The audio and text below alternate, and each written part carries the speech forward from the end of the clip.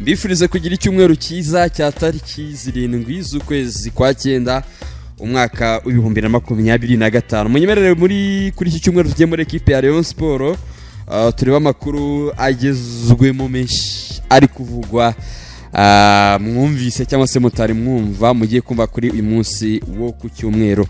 Ndababwira ko muri equipe ya Rayon Sport yamaze gusohora itangazo ikuraho cyangwa se ivuga ko umukino wari uhari n'ikipe ya Al Merrikh wamaze gukurwaho. Ese impamvu yo gukurwaho k'uyu mukino ni iyihe? Hari indi mikino yakuweho. Hanyuma Rayon Sport yari iri kwitegura umukino nyafurikano wabizwe izakina na Singida tariki 20 z'uku kwezi. Imyiteguro yo gukina na Singida Black Stars iteyite byose turabikomozaho, ariko kuri iki cyumweru hari inama y'inteko rusange isanzwe ya Rayon Sport Murera Isaro ry'Inyanza. Haravugirwa miki?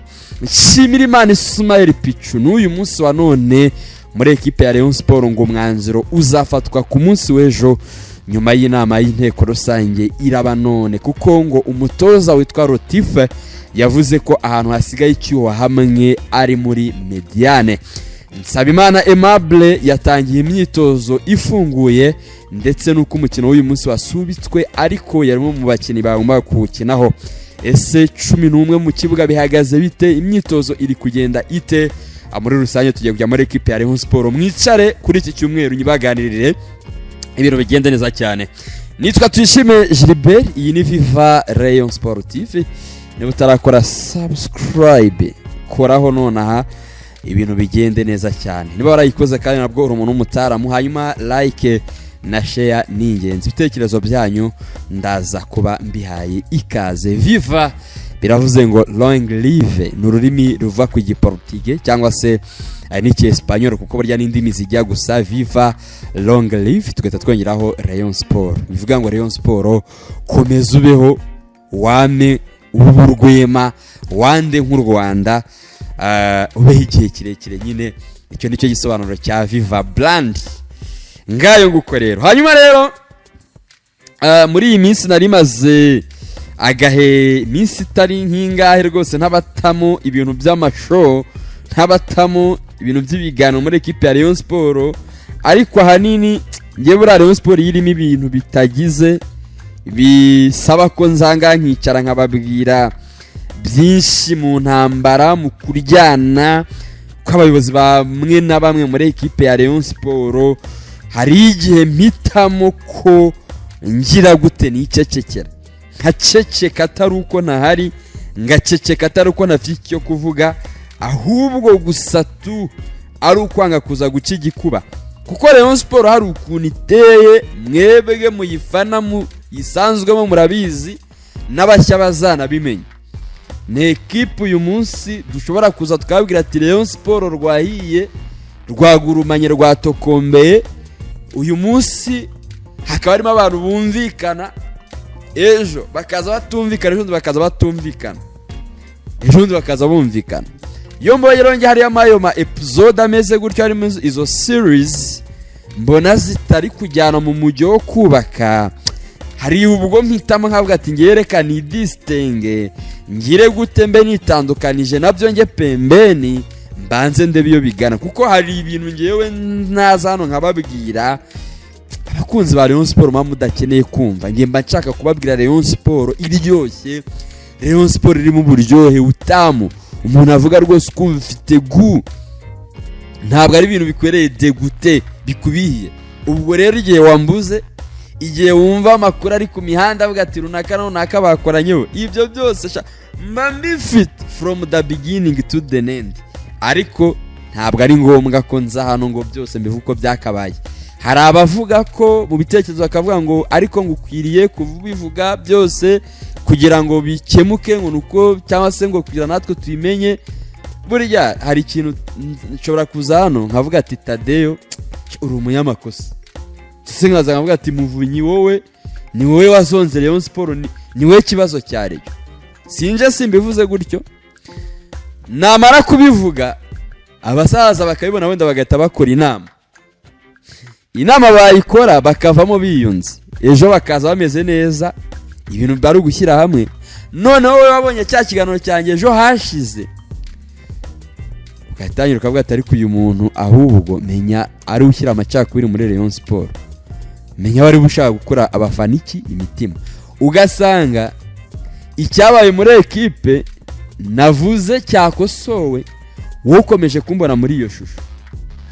Nk'ubu hari abantu batubona mu ishusho, nk'ubu nje hano mbabwiye transfer, wenda urugero reka ture transfer twaririmbye cyane ntibi bikarangira itabaye, wenda nk'iya Fahadi Azizi Bayo mu kwezi kwa mbere ntabwo yabaye, iya Jean Baleke yejo bundi ntabwo yabaye, izo n'urugero ruto yambahaye tukaza tukazivuga zari zavuzwe muri Rayon Sport twumva ko ari na deal done nizaba musengo twari twazivuze, none Rayon Sport ibikarangira yinaniwe itabasinyisha, twebwe tugasigara tubonwa mu ndererwamo yuko tuvuga amakuru atariyo, yuko dutangaza amakuru y'ibihuha.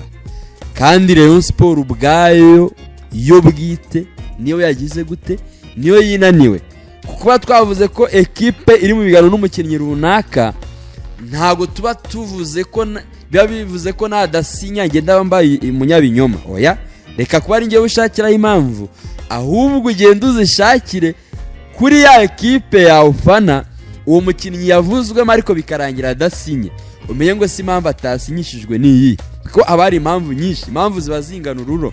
Ashobora kudasinyishwa kubera ko nyine ekipe ibonye atakenewe, cyangwa se kubera ko atumvikanye kuri terms and conditions, rules and regulations. Ibyo rero ntago ukwiye guhita ngo ngiye umbonemo. nk'ubara umutara umaze iminsi yandikira bi message byinshi rwose byinshi, ati wowe ati amakuru yawe ati ati sibyo aturabe.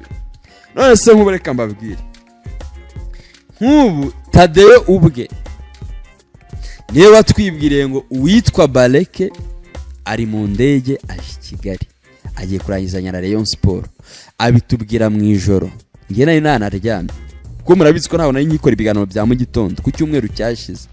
Ndabyuka nkora ikiganiro mu gitondo, abakunzi ba Rayon Sport mbabwira diri ya Jean Baleke, ndetse mbabwira ko ari umukinnyi mwiza ekipe igiye kubibonye. Muri iki gihugu nta gitangazamakuru kitatangaje iyo transfer, ibyandika ibivuga n'ibigirute byose byarayitangaje, ariko umuntu akaza sinzi wenda nuko ari nge babonye nimero ze hafi, cyangwa nuko babonye ari ngewe yakwigondera tu, ati wowe ati amakuru yawe atutwangisha Reyo, ati amaye nkada gase imutaramu bamuntumye. Wowe banze umenye ngo ese ko navuze deal nibe inkomoko ninge cyangwa inkomoko n'ekipe. Ubwo rero nayo makuru mbabwiye hari ubwo tuyumva tukayamenya ariko ntituze ngo tuyavuge. Nimujya mubona umuntu amaze iminsi yari daragize gutya, ntimujye mubigiraho ikibazo rwose, nuko biba byagenze. Ariko nanone mujye mumenya ko ibintu ntimuze kubifata nko kurondogora cyangwa kuryongora. Yo misemo gutangira ikiganiro mbahereza ubutumwa nk'ubu, wenda benshi nawe nubwo barabyumva barabiskipinga, ariko nyine hari aho biba bigeze ukabona ko kumva wowe utangiye kuremererwa wowe ukora ibintu, kumva abantu hereza ibintu bo ubwabo ntago mbo sinzi niba ari ukutabyakira neza, niba ari sinzi uko bimera, bikaba ngombwa ko wongera ukibutsa abantu ko suruse y'inkuru ari igihuha. Hebura n'uyuzi ko bwati ibihuha iki nesi inkuru igitangira kuvugwa yose ubundi aba ari igihuha mu gitaraba confirmed.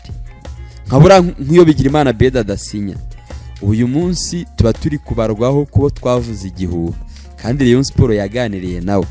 Uyu munsi Pichu adasinye byakwitwa ko twatangaje ibihuha, kandi Rayon Sport yaraganiriye nawe.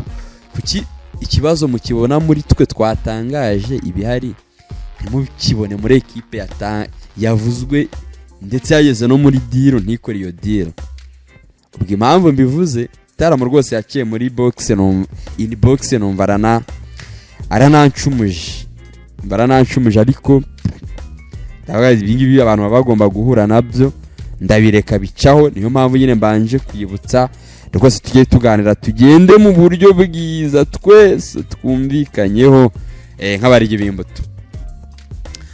Rayon Sport rero yabyutse isora itangazo rivuga ngo umukino mpuzamahanga wa gishuti wagombaga guhuza Rayon Sport na Al Merreikh yo muri Sudani kuri iki cyumweru tariki 7 Nzeri 2025 saa moya z'ijoro wasubitswe ku busabe bwa Al Merreikh.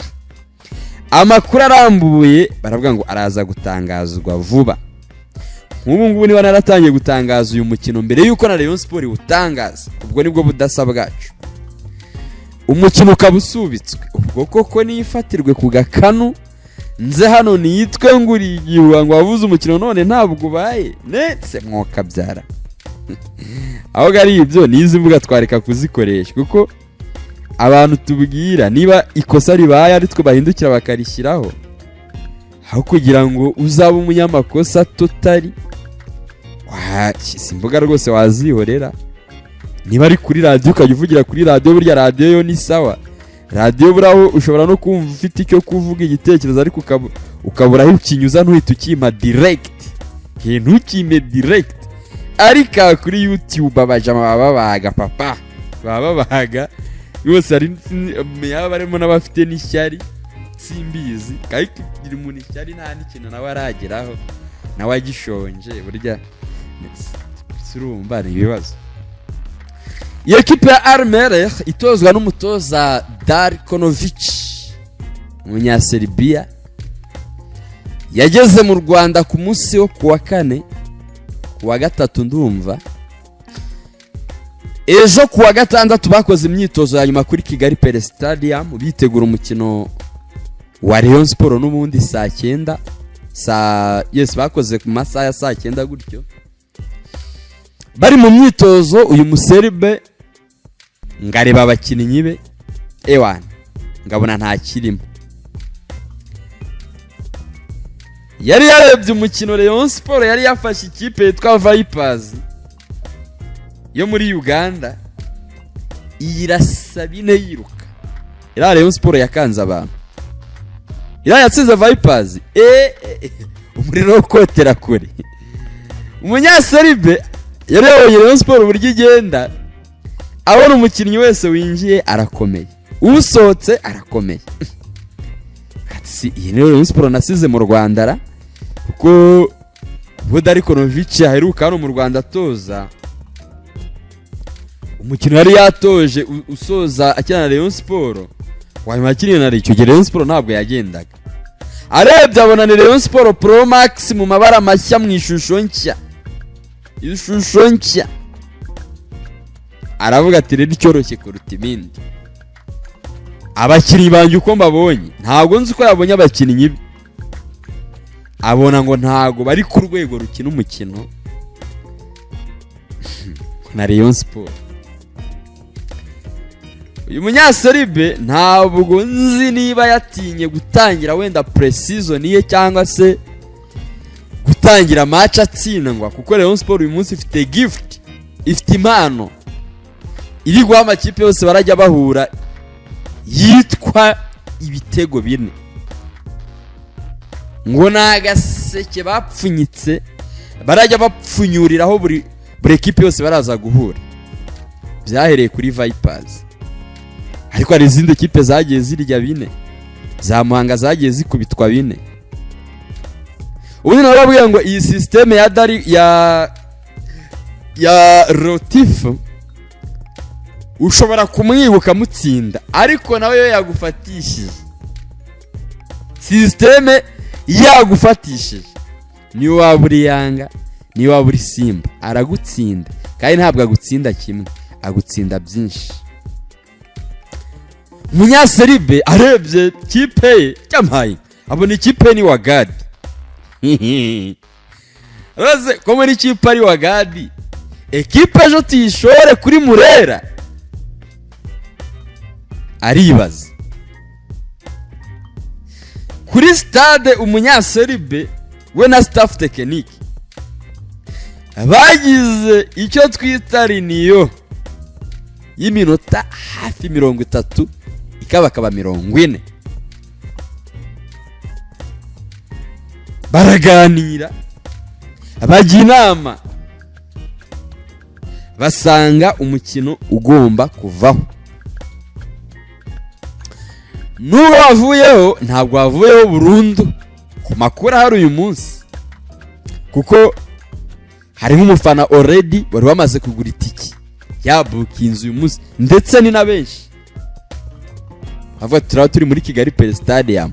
Izo message muzibike, mbonero mbabwire ko niyo uguze itike ukayibura, niba ari message ukibakirwa yisiba, uhamagara 100 bakakugarura message yawe. Taramu game barayisutse, ariko bivuga ko ngo Dariko yavuze ngo twebwe turi kona tutari tayari, mureke umukino tuzawushyire mu gihe kiri imbere.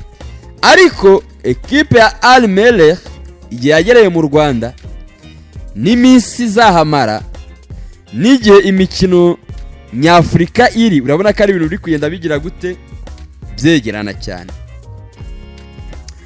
Havuzwe ko yari yateguye indi mikino 3, indi mikino 2 uretse wa Rayon Sport yagombaga gukina n'ikipe ya AS Kigali, yagombaga kugira ubavigakina na Marine, ariko iyo mikino yose yamaze gukurwaho. Afite abakinnyi 23 uyu munsi bari gukora imyitozo. Dariko arabura abakinnyi ngo 5 Dariko, ariko se nkavuga ikipe y'abakinnyi 23 itinya gute gukina umukino wa gishuti, cyangwa ubwoba bw'Ikigali bwamukukiyemo, kubera ko baramwibuke ko Dariko ari mu Rwanda. APR yanze gukina na Rayon Sport kenshi, bapanga game yari kuri journée ya 3, APR avuga ati twe ntidukina game, ishyirwa amatariki na Ean menya Dariko Novic aravuze ati ikipe APR yatinye, hari ikipe y'ubukombe genda yitinyuka gute, kubera ko honesty nk'abanyamupira tuvuge kinyamupira, niba uri kwitegura Rupopo, kuko uko bigaragara nuko ikipe izakina na Rupopo, ariko amakuru aravuga ko Rupopo ishobora nta kipe yo muri DRC ishobora kwitabira igahita ijya kuri Mamelodi Sundowns. Niba uri umutoza mwiza koko ukeneye gukina n'ikipe ikomeye ikakwereka ubwambure bwawe, ikakwereka intege nke, ukeneye kwitegura iki? Waje muri pre-season, buriya niho umupira wa Afrika hose imbona ujya gusa. Nge ntago uraba uri umutoza narakohereje muri pre-season, uraza mubwire ngo abakinnyi bari hasi, nese bazazamuka gute? Ntabwo uzi ko match imwe iruta imyitozo 1000. Dariko Novic umunyaseribe ndakugiraho ikibazo. Wenda ibyo kuvuga ngo ufitiye Rayon Sport ubwoba reka tubitereke pembeni, ahubwo kwe kubuzi ko imyitozo 1000 irutwa na game imwe niyo wayitsindwa Messi, bitwaye iki? Buriya nicyo nshimira Rayon Sport kuva nayimenya. Murera muri identite zayo ntabwo itinye umuki, ntabwo itinye kipe. Uri na Al-Ahly yagutumiye kuri Rayon Day ukemera iraza mukine uyitsinde, imenye intege nke zayo yaho ziri, igende zikosore. Rayon Sport imanura Yanga ni ikipe ikomeye mu karere, ikipe menshi yumva kabuka. Rayon Sport imanura none wowe urajuri i Kigali ugize amahirwe ubonye umukino mpuzamahanga, ubonye ikipe nka Rayon Sport uratinye ngo abakinnyi bari nose ushaka ko bamera gute? Ntago mugiye gukina turunwa monsheri, mugiye gukina ibintu bitabara, mugiye gukora ni imyitozo murimo. Ufite abakinnyi 23, keretse udafite abakinnyi buzuye byibura 18, ariko umukino wa gishuti niba ufite 15 wakina. Ufite 23 urabura 5 ngo ntiwakina. Ibi bintu sorry to say so nayibonyemo ubwoba bw'umutoza Dariko Novic watinye gutsindwa na Rayon Sport ibitego byinshi, kandi pe byo munabyumve Rayon Sport ari yiteguye kunyagira ikipe ya Al Merrikh. kubera ko Rayon Sport buri abakinnyi bayo bari mu bicu, bararyohewe, barahembwe mu minsi ishize, babonye agafaranga. Gufata ekipe rero nka Al Merrikh bakayipakira, everyone bakayibabaza, byari ibintu byoroshye cyane.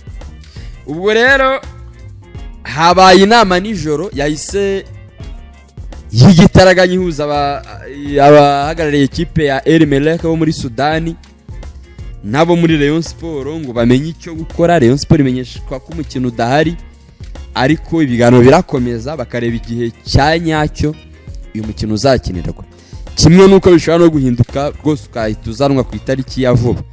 Abanyasudani bakabwira umuseri bakamubwira ati rwose gabanya ubwoba, kina na Rayon Sport, uri muri CAF Champions League, ikipe iri muri Confederation Cup, ntabwo ukwiye kubigutera ubwoba. Ubu umukino bugize gute? Ubu uvuyeho gutyo. Rayon Sport yatangiye gutera abantu nyuma yo gutsinda Vipers nk'akana gato iyirusha. Uwitwa Ivan Minayerte akagayika cyane. Menye uwitwa Dariko yavuze ati ubu nge ndinde wo kuza guhangana na Murera, agatireka da tini mumbabarire. Abapfuye barihuse kasa batabonye iby'umupira wo muri Afurika w'ubwoba ushingiye ku bwoba. Ubwo rero rwose bari baguze amatike muri ihangana ko navuga, murumva ko n'ibibazo byaje Rayon Sport itagizemo uruhare, byaturutse kuri equipe adversaire.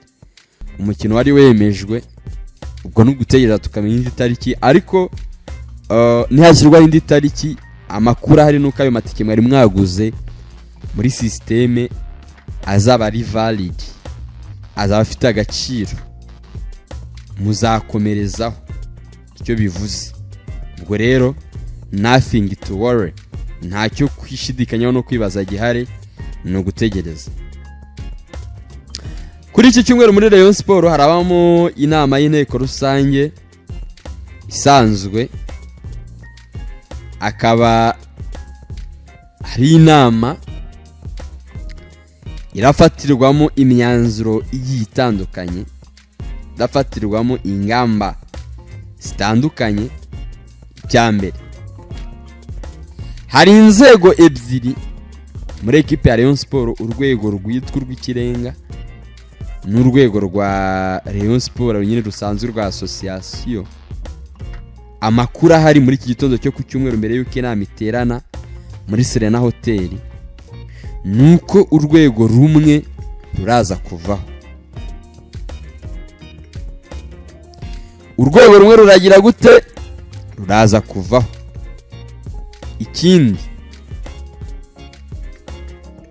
hashobora kuza gushyirwaho CEO.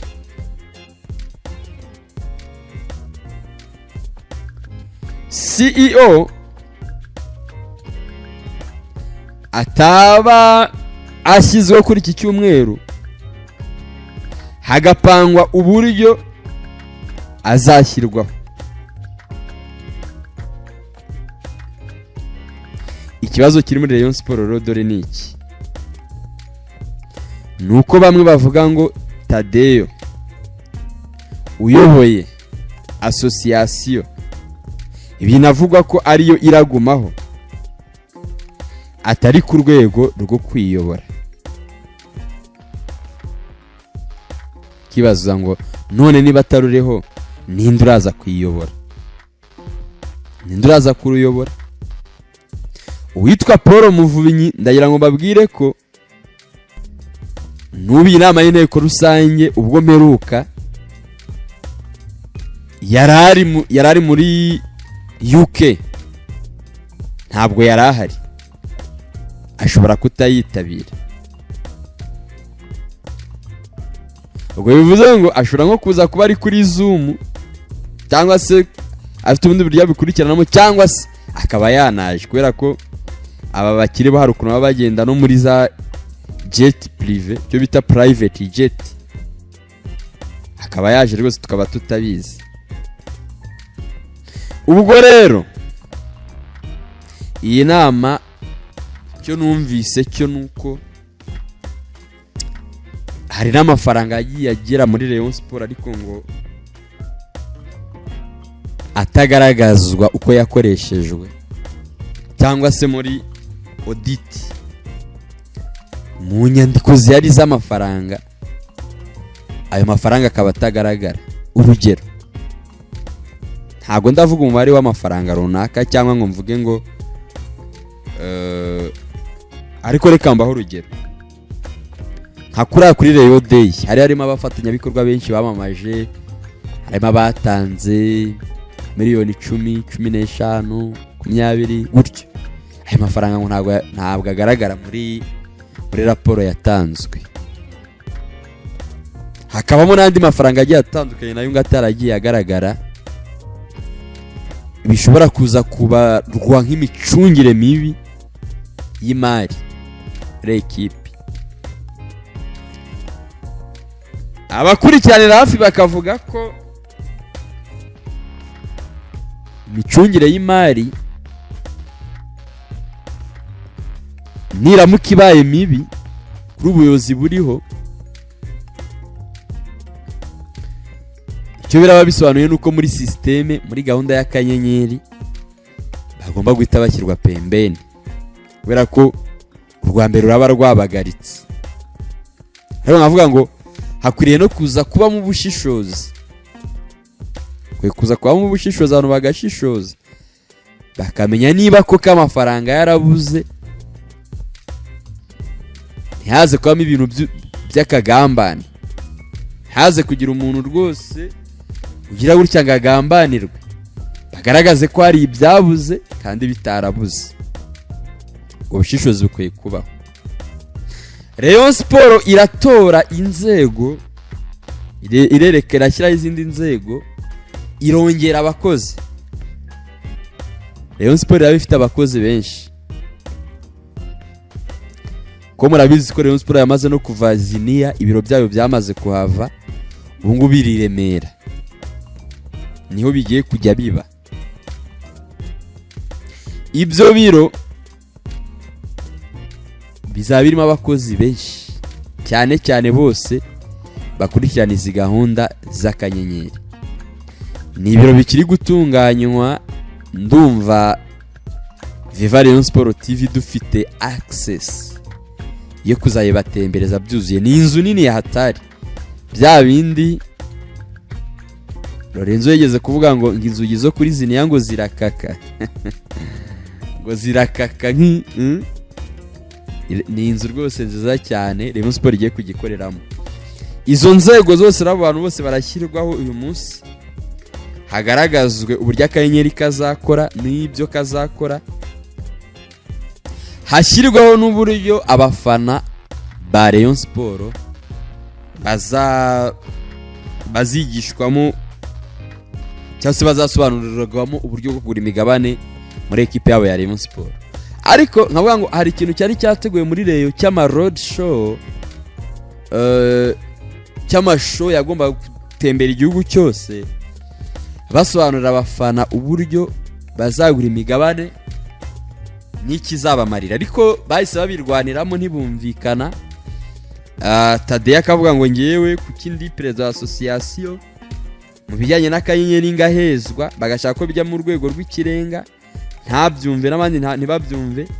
Akanyenyeri kagenda karwanywa kandi n'abareyo ubwabo. Undi murera uwo niwo mwihariko wabo. Uwo bashyize ku ruhande yagiye aza akagira ate, akagaca amababa nawe, akagaca amababa. Ariko uyu munsi ntekereza ko muri nama y'inteko rusange n'umukino wamaze kuvaho, bivuze ko nta mpamvu n'imwe ihari yatuma inama y'inteko rusange itaba, ndetse n'umwanya wo kuganira uhagije uraza kuba uhari. Ubwo rero hano kuri Viva Rayon Sport TV warakoze subscribe rwose, turaza kuba tuyirimo, mikoro zacu ziraza kuba zesta.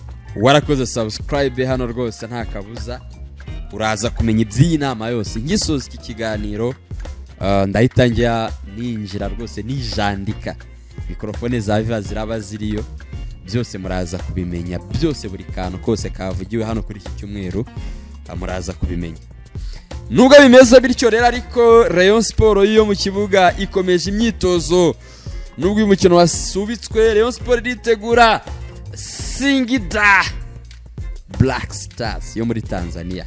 Iyi ekipe ifite muwaye ko iri gukina imikino ya Sekafa witwa Krautis Chota Chama bita Triple C Mwamba wa Rusaka yamaze gutangira gukina n'ikipe muri ekipe ya Singida. Usigaye ni Khalida Ucho ukiri mu biruhuko kubera ko ari muri ekipe y'igihugu ya Taifa Stars ya Tanzania, nawe agomba kuza kwiyunga kuri bagenzi be vuba cyane. Rayon Sport izakina na Singida tariki 20 z'uku kwezi rwose. Kafu yamaze kuba ibishyiraho umucyo, isobanura ko match izakinirwa kuri Kigali Pele Stadium. Buriya Kigali Pele Stadium yari yanzwe ku busabe bwa Pyramide niyo yari yajuriye aravuga ati turabizi ko APR ari izatwakirira. Kafu ihita yanga iyo stade yanze.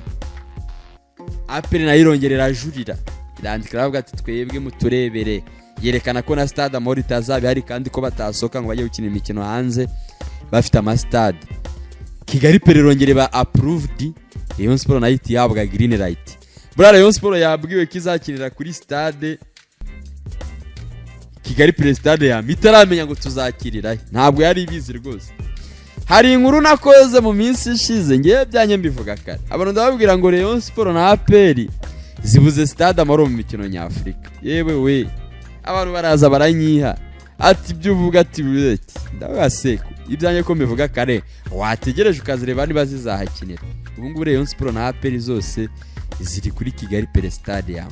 Iyi nkuru nayikoze kera cyane, iyi ntago ari breaking hano, niyo mpamvu niriwe nyikora no kuri Viva. Iyo ntago ari breaking rwose kwe nero bitangaje mbere. Namahirwe kuri Rayon Sport kuba ibyiburi izakirira mu rugo, wenda izemera ihomba abafana, ariko bura Kigali Pele Stadium muri na stade ntekereza ko Rayon Sport imenyereye imetiriza kuruta uko wayijyana mu karere ka Huye, kuruta uko wayijyana kuri stade Amahoro.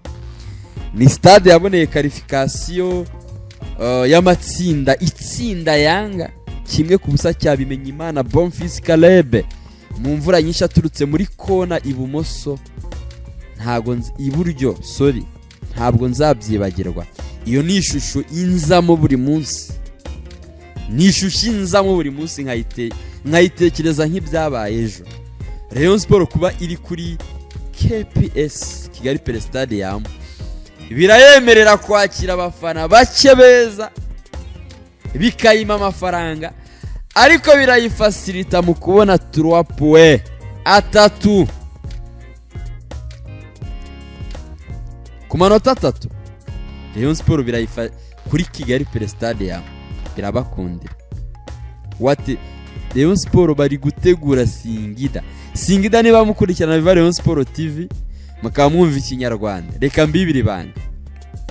Rayon Sport iri kubitegura, irashaka kuba kubita icyo bita recto verso, home and away, hanze no mu rugo, ariko mu rugo bikaba ibindi bikaba gashya. Ngewe Kigali Pele Stadium narabyishimiye. Birashoboka ko amakipe ahagararira u Rwanda yose mu mikino nyafrika ashobora kuzabona resulta iri positive kuri Kigali Pele Stadium ugereranije niyo aza kuba ari mu Mahoro. Se wajyana Pyramide mu Mahoro ukayikira. Ubushize ntibahanganyirije kimwe Pyramide inyerera rwose, ubona ari ibintu byayo yaryohewe. Izi za Singida ne ekipe zifite abakinnyi bafite igihe abariruka. Yanga wabonye ukuntu yogogaga wagira ngo stade Amahoro isanzwe n'ubwa mbere yari yakiniye mu Nsheri. Fata ikipe ijyane ku kibuga gitoya gipfundanye, wana ugipfundanyirizo y'ipaki biyirenge. Tariki 20 turatangira gukora ibiganiro bitegura umukino wa Singida kuva ejo kuwa mbere. Bigomba kuzagira tariki 20 by'ibiro tumaze gukora episode nka 500 buri kanya match ya Singida imyiteguro ahanga. Nubwo budasa bwacu imyitozo rero ikomeje. Uwitwa Nsabimana Aimable yamaze kuba yongera kuyihabwamo ikaze, nubwo byari byavuzwe ko gushwana kwe na Tadeo kwagarutse ndetse agahagarikwa no mu myitozo, ariko ndagira ngo mbabwire ko sofa magingo aya Nsabimana Aimable ari mu bakinnyi batanzwe muri CAF, kandi ari mu bakinnyi rwose bazifashishwa muri shampiyona, bazakina imikino yose. Iyo nayo ni indi breaking news. Uwitwa Nshimirimana Ismael Pichu afite release leta ye. Hari abantu nagiye ndi gutangaza nkabona baraje barambwiye se ngo yariwe ngo isoko rigura ryafunze, ahubwo asa ko mwebwe mubaye CAF yongereye iminsi, yabwa amakipe aravuga ati rwose ikipe yumva igikeneye gukiramo abakinnyi niterekemo, kipe ziracyongeramo abakinnyi. Rayon Sport umunsi yemeye gukiramo abakinnyi bose ishaka, bapfa kuba bafite release leta. Wenda umukinnyi yazana ashobora kudakina shampiyona, ariko muri CAF birashoboka.